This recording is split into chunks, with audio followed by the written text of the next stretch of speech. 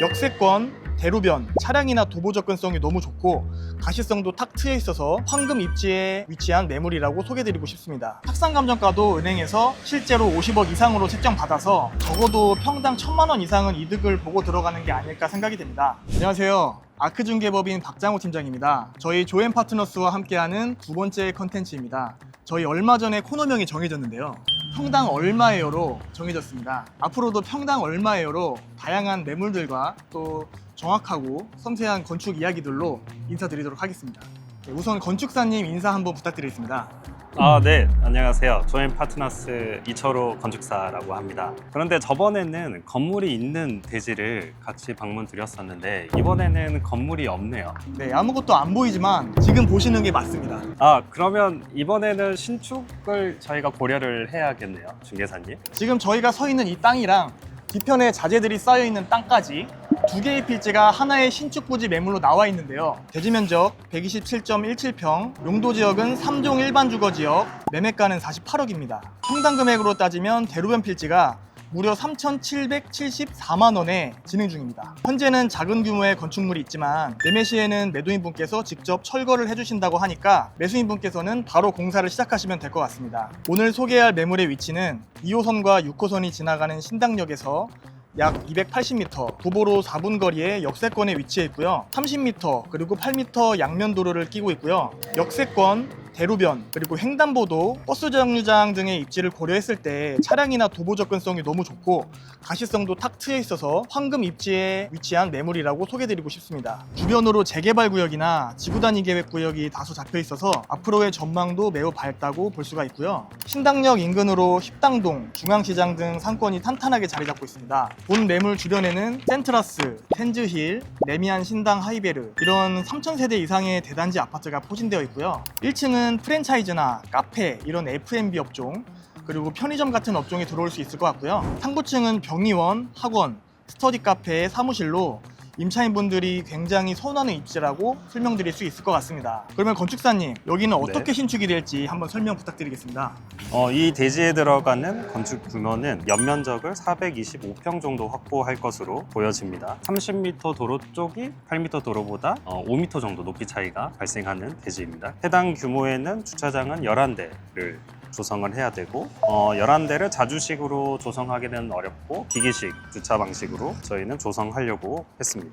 차량 진입을 30m 도로 쪽에서 진입하면 괜찮겠지만 아쉽게도 지구 단위 계획상 30m 도로 쪽으로 차량 진입은 불허하다라고 확인이 되었습니다. 그래서 8m 도로 쪽에서 차량 진입이 시작되는 건축 계획안이 그려질 것 같습니다. 엘리베이터는 장애인 엘리베이터를 들어가는 걸로 보고 있고 장애인 엘리베이터는 엘리베이터로 쓰는 그 바닥 면적만큼 건폐율 용적률에서 빠지기 때문에 그 공제된 면적만큼 다른 층, 다른 전용부 혹은 공용부에 면적을 태울 수가 있습니다. 3종 일반 주거 지역이라서 최대 용적률은 300%, 그리고 건폐율은 50%. 그러면 최대한 건폐율을 차지했을 때 차지할 수 있는 층수는 6개층이 됩니다. 근데 건축 행위를 하다 보면 건폐율을 최대한 찾기는 쉽지 않습니다. 그래서 한 45% 정도로 해서 한 층을 더 올려서 7개층으로 조성이 가능할 것으로 보입니다. 건축사님, 그러면 기계식 주차장을 넣은 이유와 기계식 주차장을 넣었을 때 장점과 단점 이런 것들을 좀 설명 주시면 좋을 것 같습니다. 해당 대지의 최대 용적률을 확보를 하려면 11대 주차 대수가 필요한데 자주식 방식으로는 대지 안에 6m 차로 확보가 좀 불가능한 것으로 보여집니다. 왜냐하면 이 대지 자체가 굉장히 E형의 대지이기 때문에 그런 차로와 주차장, 주차 구획 이것들을 조성하는 게 조금 어려워 보입니다. 그래서 E형의 대지에서는 기계식 주차장을 저희는 선호합니다. 네, 결국에는 공간 활용도적인 측면에서 네, 기계식 주차장을 넣는 것이 더 유리하다고 생각을 하신 거네요. 네네, 맞습니다. 그러면 공사 기간은 어느 정도로 잡아야 될까요? 이 땅 같은 경우는 9개층 정도 조성이 가능하기 때문에 제가 보기에는 건축 공사는 한 10개월 정도, 그리고 토목 공사는 2개월 정도 예상하고 있습니다. 그래서 1년 정도 공사 기간을 예상합니다. 네, 저희 차량 진입로는 뒤편에 있는 필지로 이어지잖아요. 네네. 뒤쪽 필지 한번 보러 가시죠. 네, 보러 가시죠.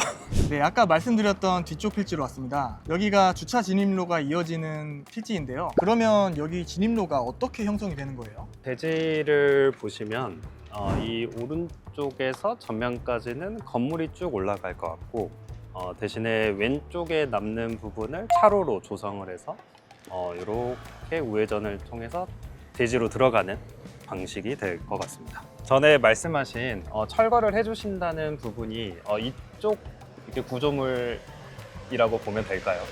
네, 맞습니다. 지금 보이시는 구조물과 건축 자재들은 매도인분께서 잔금 전에 다 철거를 해주신다고 하니까 매수인분께서 신축을 진행하실 때 따로 별도의 기간을 기다리지 않으셔도 바로 진행 가능할 것 같습니다. 팀장님, 그럼 혹시 주변 시세는 어떻게 되나요? 대로변 기준으로 주변 임대 시세를 봤을 때 1층은 평당 13만 원에서 14만 원, 그리고 상부층은 7만 원에서 10만 원 정도로 형성이 되어 있어서 이 정도의 임대 시세를 받을 수 있을 것 같고요.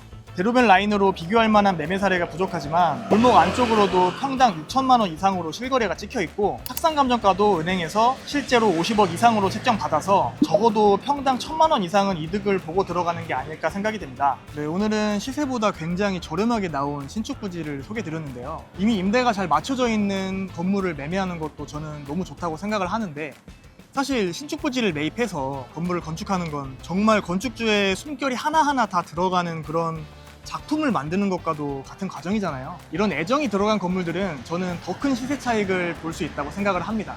무엇보다 신당역 역세권, 대로변 사거리에 위치한 신축 부지를 평당 3천만 원대로 매입이 가능하다는 것이 오늘의 가장 큰 셀링 포인트라고 볼 수가 있을 것 같고요. 이 신축 부지에 관심 있으신 분들은 저희 아크부동산 중개법인에 연락을 주시면 될 것 같고요. 건축과 관련된 부분이 궁금하시면 여기 조앤파트너스 측에 연락을 주셔도 감사하겠습니다. 네, 그러면 다음에 또 다른 컨텐츠로 찾아뵙겠습니다.